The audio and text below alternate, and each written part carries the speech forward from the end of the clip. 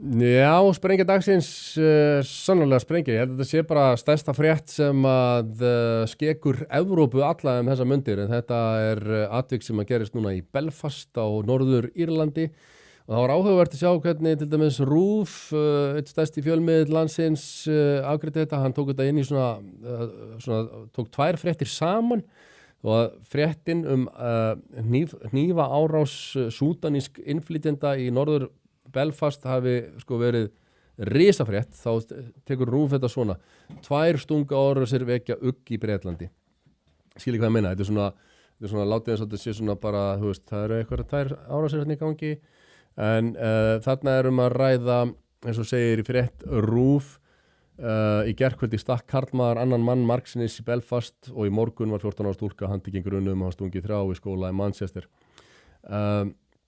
Fréttin frá Belfast með þeim hætti að maður veit ekki hvort það sé bara hreinlega allt að fara að sjóða upp úr núna endalega. Það alltaf hana götur Belfast loga eins og við sjáum í umfjöllun The Telegraph, Belfast burns after knife attack protests. Fólk þusti út á götur til þess að mótmæla en það var þessi árás einstaklega fólskuleg og hún hrein og klár og bein afleiðing af hælisleitendakerfi Evrópusambandsins og Bretlands þar að leiðandi. Írland Írland ennþá í Evrópusambandinu? Hvernig þetta? Já, það bara Bretarnir sem fóru. Allavega, ég sá Englendingarnir segja. Já, ég sá að það voru að tala um það að núna til dæmis Evrópusambandið með þá reglu að það Brussel sem ákveður hvað þjóðríkin taka á móti mörgum hælisleitendum. Já, einmitt. Ireland has been a member state of the European Union since 1973 og þeir eru þarna ennþá. Og nema hvað að þarna súdanískur karlmaður sem að nýtti sér einhverja glöfu í hælisleitendakerfinu. Þannig að sjáum við mynd af árásinni, hann hann meðan pinnaðan undir sér Íran sem hann stakk margsins og reyndi að skera á honum höfuð hreinlega. Sem að hvíti menn gera alveg líka þannig að má ekki gleyma að nefna það.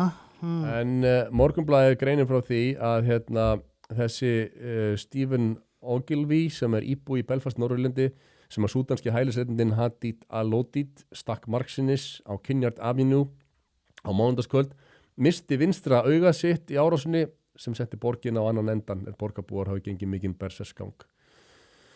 Al-Odid var úrskurðaður í gæsluvarðhald við héraðsdóm Lakinside og liggur nú formlega undir grun tilraun til manndráps, hnífaburð og hótanir í garð röntgentæknisins.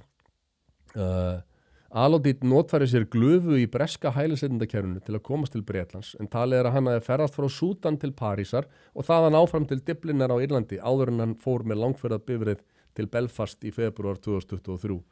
Þar beittist hann hælis og fékk leyfi til að dvelja á Bretlandseyjum sama ár. Og fyrstu fregnir hefndu að Al-Odid væri sómalskur en hið rétta eins og áður sagði að hann frá Súdan. Og árásin var svakaleg, það var myndband af henni, hefum við farið samfélagsmiðla eins og eldur í sínu þar sem að eins og ég segði að hann sitja klofvega yfir fórnarlambi sínu og stinga nýtrekka og reyna að skera á hann og það heyrist í vegfarendum sem að rópa you gotta stop him, he's cutting his head off og það eru góð viljaðir samborgarar sem að skárust í leikinn og það sennilega því að þakka að hann enn á lífi. En það má náttúrulega ekki gleyma að kannski var þessi sem var næsti hálfsökun með eitthvað rasisma, þannig að þá þetta eiginlega skiljanlegt. Já, einmitt.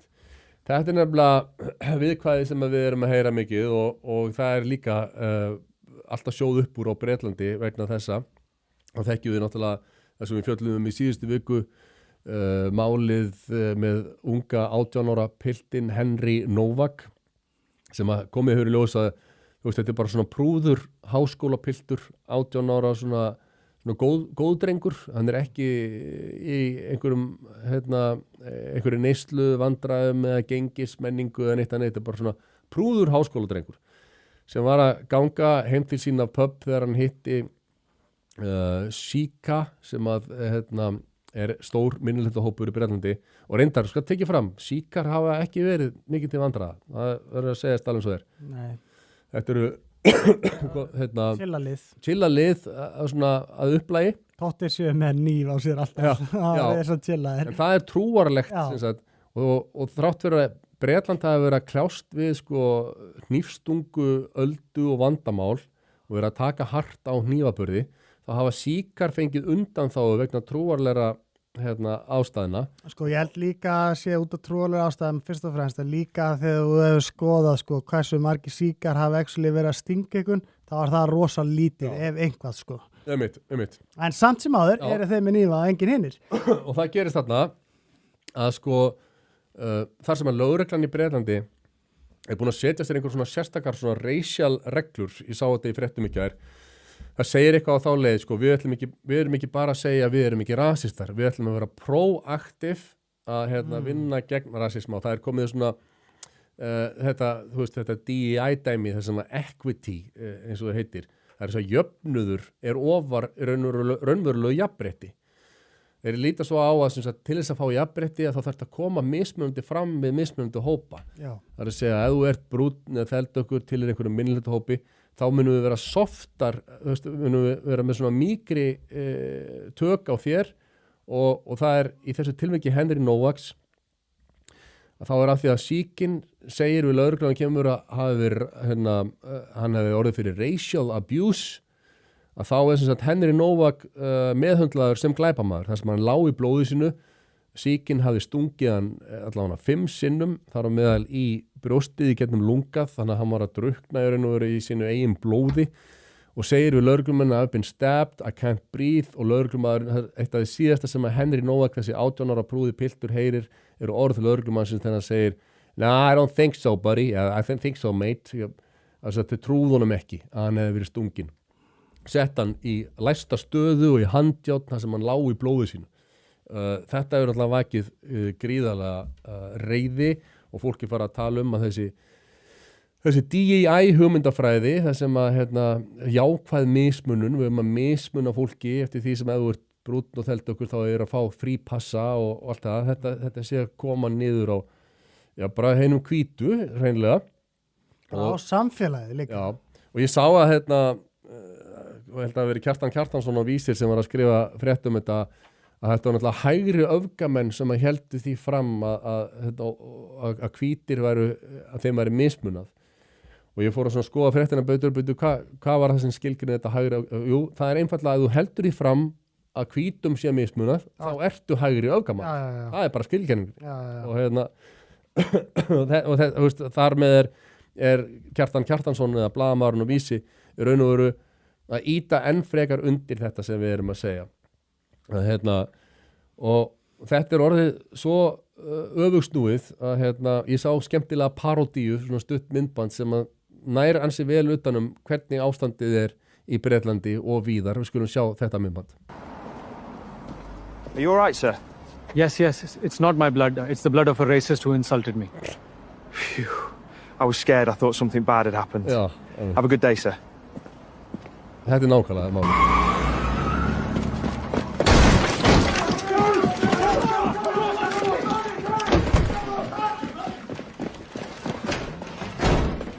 You're under arrest for daring to criticize immigration on internet. Wow. Akkurat. Þetta nær mjög vel utanum þetta í raun og veru og og ég sé reyndar núna á Telegraph, þar er Jonathan Hall sem er það sem að kallaðar er Terror Watchdog. Jonathan Hall, the independent reviewer of terror legislation, segir að migration is a national security issue í dag. Þetta er svona orðið þannig að þetta ógnar þjóðaröryggi, mótmælin orðið þannig og eflaust eru þeldökkir og Afrikubúar og múslimar og svona á götum Bretlands núna mjög viðkvæmir með við það að það er mikil reiði sem er búin að brjótast út. Það segir he added that the attack in Northern Ireland had been extraordinarily destabilizing and had huge ramifications with widespread violence on the city streets and the homes of black and brown people being targeted by mobs.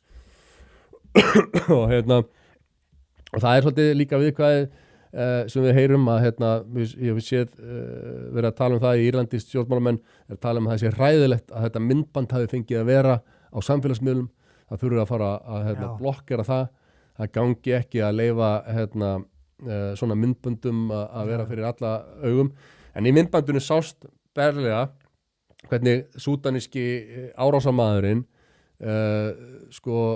réðst fólskulega að þessum manni og sem að eins og komið hefur fram var í lífshættu en er núna undir stöðu ástandi á spítala búin að missa augað og var búið að skera hann á háls og stinga hann í andlitið margsinnis.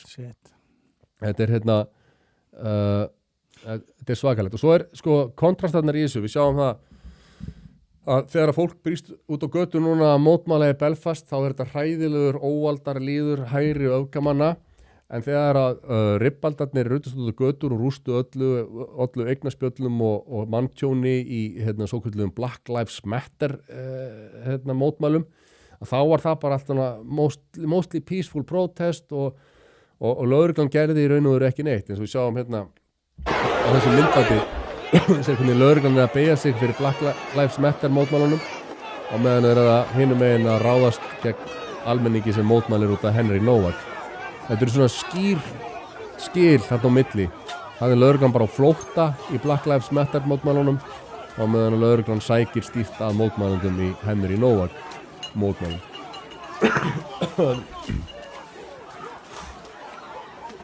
Og þetta þýðir bara hreinlega að það er að sjóða upp úr.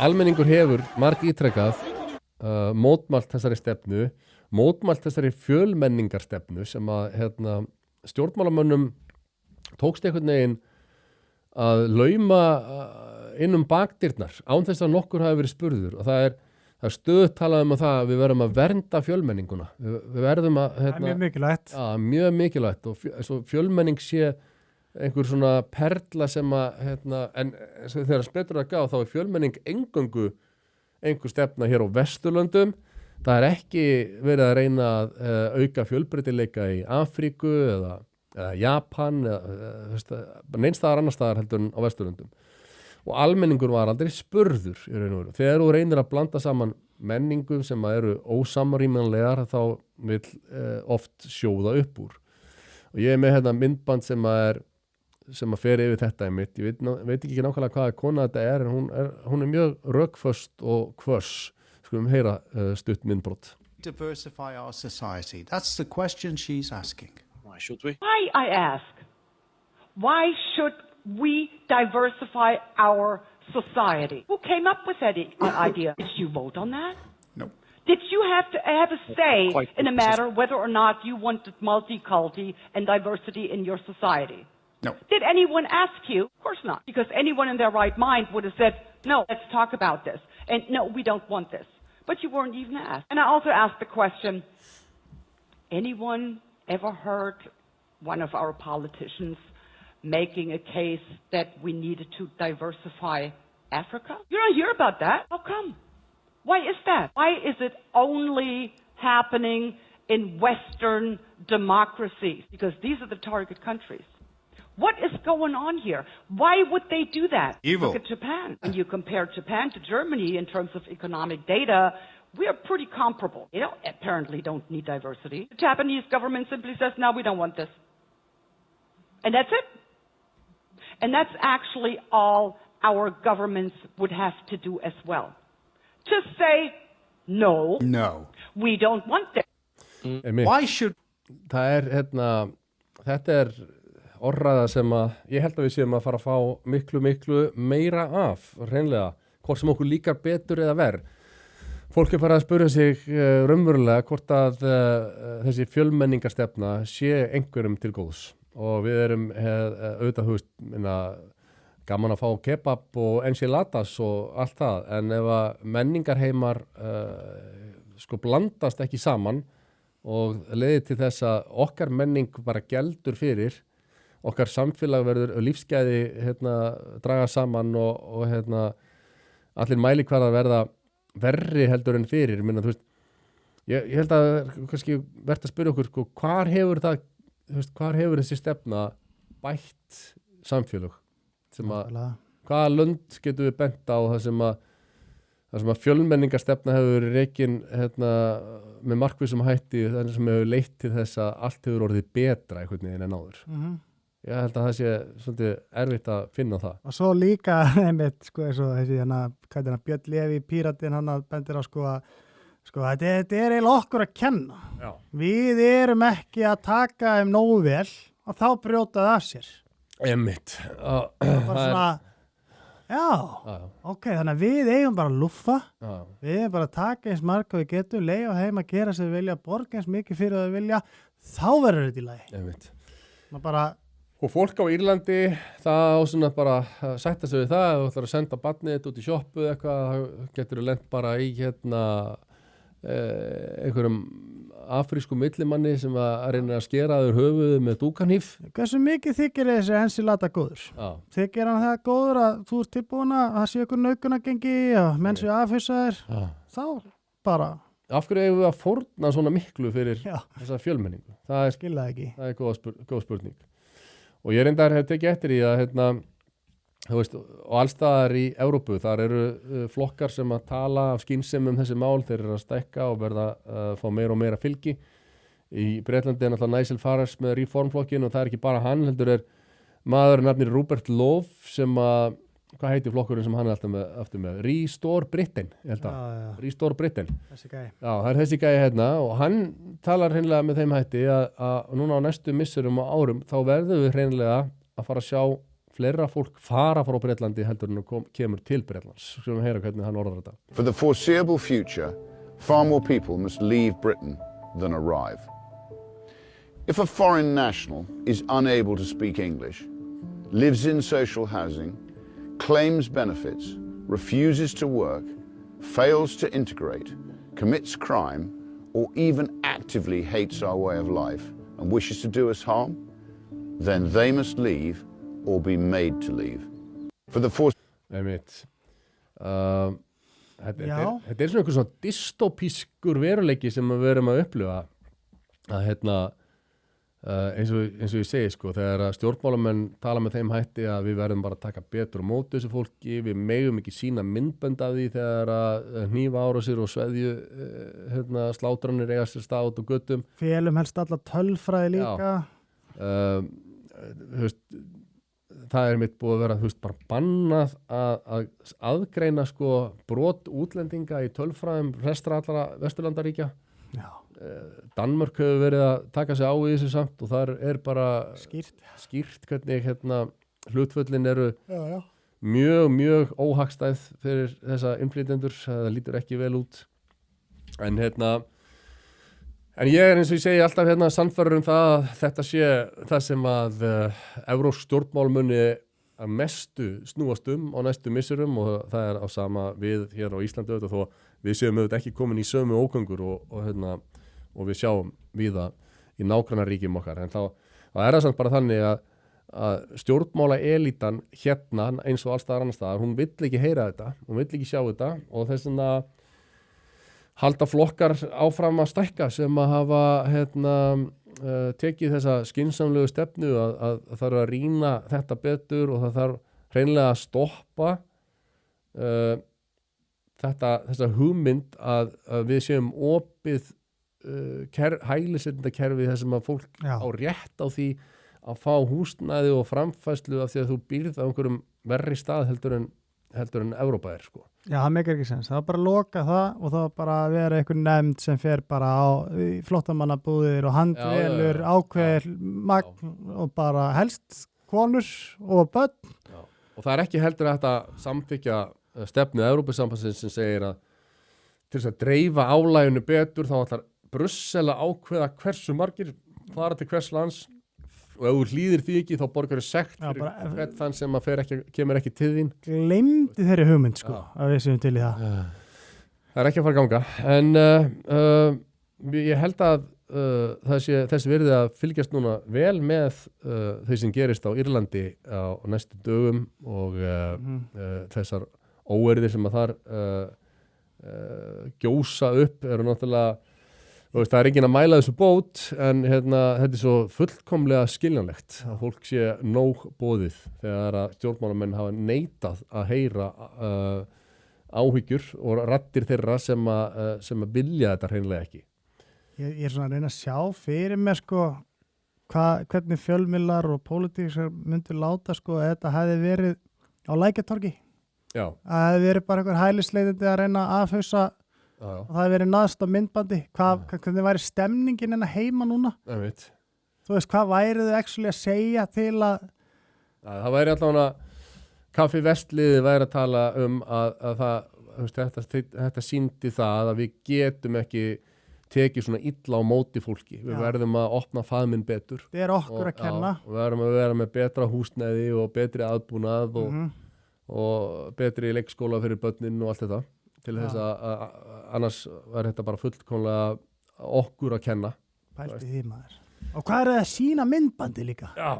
Það er bara fyrir neðan allar hellur að sína þetta myndband. Þetta er mjög brútal, hróttalegt myndband. Já, það var einu rökin fyrir að sína ekki myndband að það er svo brútal, sko, en maður þarf að sjá, það gerðist bara í alvörunni. Já, og það er reyndar, ég veit ekki hvort ég var búin að nefna það hérna, en það var sem sagt bara einhverjir miskunnsamir samverjar sem að skárust í leikinn sem betur fer, annars væri þessi maður örugglega ekki á lífi í dag. Það var bara hauslaus. Og því að það komu hérna menn sem hlupu þarna að og bara réðust á árásamannin og yfirbuðu hann. Já. En en þetta er skjálfilegt. Kæru vinir, takk fyrir að horfa á stuttbrot úr Harmageddon. Við minnum á, það kostar ekkert að brosa og það kostar heldur ekkert að subscribe hérna á YouTube-brásun okkar. En ef þú vilt sjá þáttinn í fullri lengd þá ferðu á broadcast.is og nærðir í áskrift. Takk fyrir.